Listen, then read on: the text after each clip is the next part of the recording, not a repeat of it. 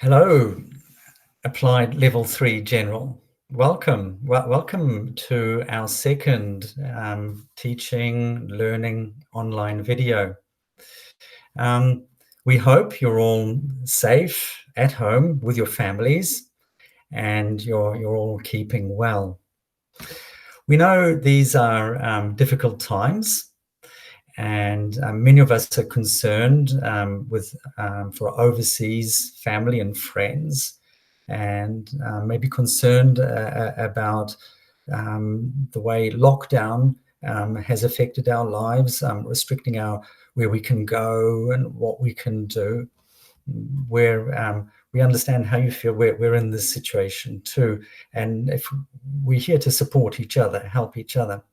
We hope also that the activities that we're offering on this online platform will not only lighten your days, but also really help improve your practice of the English language. Now, I want to share some things with you. Just bear with me. So on Monday, you received your first video, and on it, you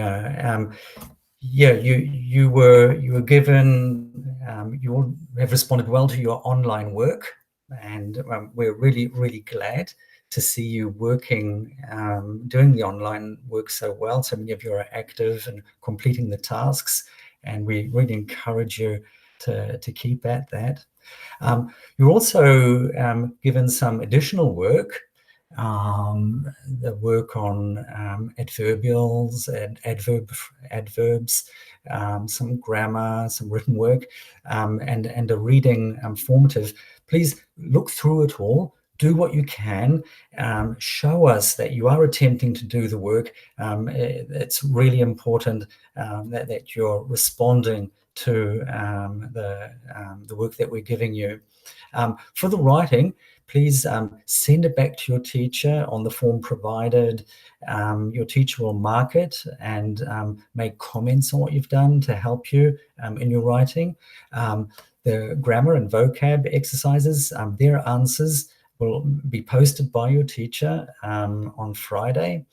And the formative work, the formative reading, for example, the answers for that will also be posted for you. And you can mark that. You can do the corrections yourselves, but please leave the wrong answers visible so that we can see what you did wrong. We know where to help you. Please do not rub them out. Just put a simple straight line through it so that we can read it very clearly what the problem was, and send us the corrected copy.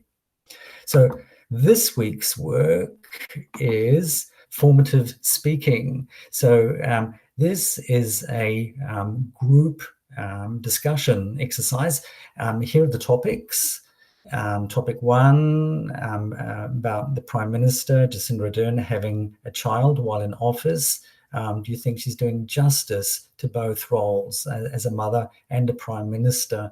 That means, do you think as a Prime Minister, she can be a good mother? Or do you think as a mother, she can be a good Prime Minister? Might it interfere in her roles as being a Prime Minister? Or might it even make her a better Prime Minister than if she had not been a mother? What do you think? What are your opinions? Similar topic, topic 2, about advantages and disadvantages of being famous. Think about these questions, how you might answer them, and be prepared. You know, because it's a discussion, you have to contact two classmates. So contact 2 classmates and make sure that you agree on the topic that you're going to discuss, and form some ideas about the question. To help you answer the question, there is some support material that I will post to you. Here there's a series of articles from newspapers and some videos on Jacinda Ardern having a child while in office. And for topic 2, it's the same. There are some articles from different sources and videos on advantages and disadvantages of being famous. So these texts and videos, remember, these, you don't have to understand every word. Don't waste a lot of time trying to understand every word.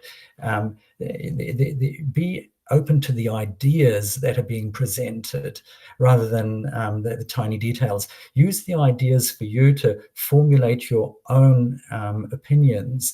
Give your opinions on these ideas. This is what we're interested in.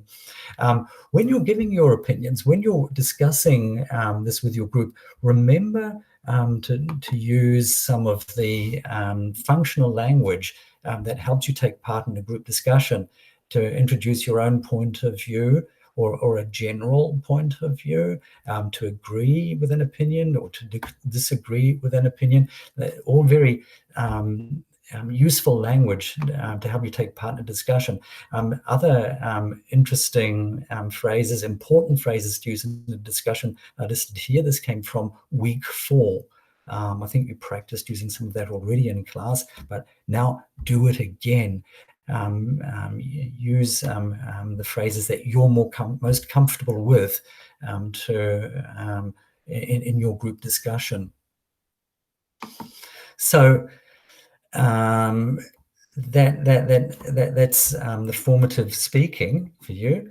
There will be another task here on first and second conditionals. These come from our textbook. Now, for many of you, first and second conditionals will be revision, but remember, as you progress in your language learning, the rules that you learned earlier on take on a little bit more complexity. They develop more subtle, complex aspects of grammar and more subtle ways of expressing ideas. And so when you go over this, make sure you know what is new. And learn that very carefully, how the new information builds on top of what you already know. Then there are these exercises here just to practice it a little bit, and I've included some further tasks from the teacher's book. Where am I? Yeah, the first and second conditionals. And especially I want you to look at this activation exercise. Again, compare with a partner. So use this to when you're talking with your partner. All right. So that brings us back to our slides and the end of this presentation. And I want to thank you for your attention and for your participation in our program. Let's use this time to remain in touch with each other through social media, through emails. We want to hear from you, and we want to give you feedback on what you're doing. You know, some of those discussion tasks, think about inviting your teacher to them. Your teacher can give you feedback on what you're doing. Very, very important to help you improve. We look forward to receiving your work. We want it. We are paid for that. So please send it to us. And just to end off, stay safe. Be aware of staying safe when you go out. And we want to see you back here. Thank you very much. See you on Friday. Now I have to log out. Let's see if I can. I'm here. Move to here. Stop presenting. And I turn off my recording.